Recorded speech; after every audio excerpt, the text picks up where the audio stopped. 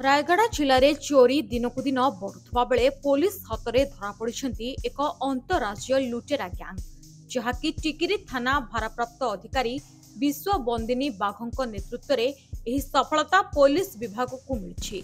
सूचना मुताबक टिकिरी अंचल में किछि दिन हेला एक चोर ग्यांग सक्रिय थिबा बेले सान माटी कणा ग्रामर जड़े महिला निकटरू दुईटी सुनार जमेली गोटे नाक दंडी और गोटे सुना चेन लुटि नेइथिले और परे पहंडी छक निकट में राति प्राय 12टा समय एक नीलगिरी काठ गाड़ी ड्राइवर को छुरी और बंदूक देखाई 5,000 नगद और फोन पे रे 22,000 टंकार लुट करथिले।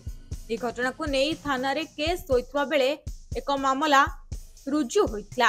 एहाकु नहीं तदंत करिबा परे एही घटना रे नवरंगपुर जिला खातीगुड़ा स्थित इंद्रावती कॉलोनी रो दैतारी चालाण खातीगुड़ा अंतर्गत केंडुगुद ग्रामर धनीपति हरिजन कलाहांडी जिलार आमपाणी थाना अंतर्गत लेखम गाँव पाल सांता और आमपाणी अंतर्गत बीरी मोहन छक पड़ारे दास सांता को गिरफ्त करी कोर्ट चालाण करछंती। उक्त अभियुक्तों निकटरू दुईटी छुरी गोटे बंदूक सह गोटे कार और दुईटी बाइक जबत करबा सह 7टी मोबाइल फोन जबत करितबा रायगढ़ एसडीपीओ रश्मि रंजन सेनापति कहछंती।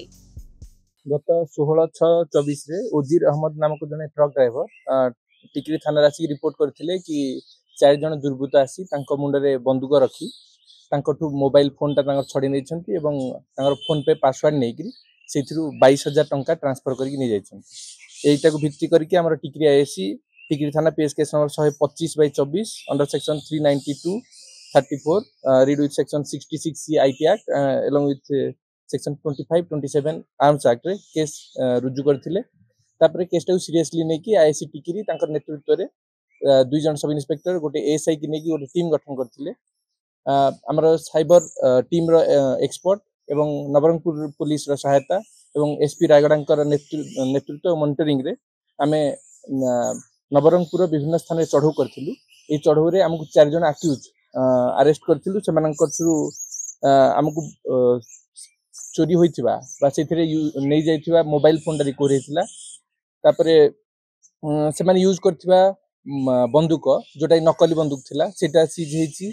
सेमान थारु दुईटी नाकर गोटे सुनार चेन रिकवर हेछि और अधिक इंटरोगेशन समय रे पूर्वरु चोरी होइथिबा गोटे R15 गोटे स्प्लेंडर बाइक मध्ये रिकवर होइछि। अधिक चालू रही आई से 4 जन को कोर्ट चालान कर नाकर एवं से सुना चेन सब मिसिकी प्राय 18 ग्राम से नवरंगपुर आमर टिकरी आसी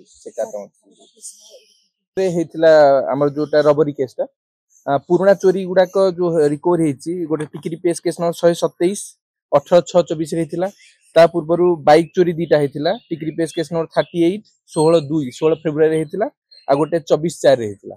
तो 2टा बाइक गोटे फेब्रुआरी आ गोटे एप्रिल मासर एवं रिसेंट जोटा सुना चोरीटा होता 6 मास 18/6 जन अरेस्ट होती। अधिक तदंत जारी रही लोकल कंटाक्ट एवं नवरंगपुर अन्य अक्यूज मान को अति शीघ्र धरी।